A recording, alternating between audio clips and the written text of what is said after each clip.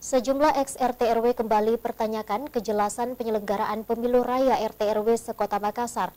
Masa yang dikomandoi Ketua Aliansi ex-RT RW Sekota Makassar mengancam menduduki gedung DPRD jika tidak mendapat kepastian.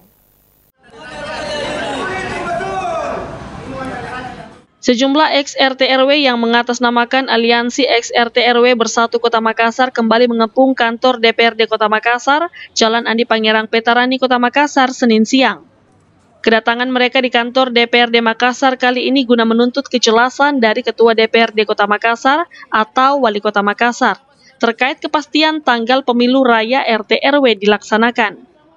Diketahui aksi yang dilakukan massa ex-RT RW ini bukan yang pertama kali. Beberapa waktu terakhir, massa intens menggelar aksi protes terhadap kebijakan pemerintah Kota Makassar terkait pro kontra sistem pemilu raya RT RW. Tuntutan kami hanya ada satu, kapan tanggal pemilu raya bulan berapa dilaksanakan.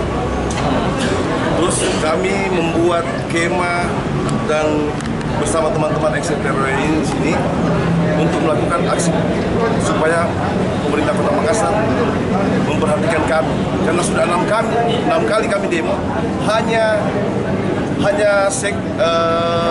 kabat BPM, kabat pemerintahan hanya mengatakan baik, kami akan menyampaikan pimpinan.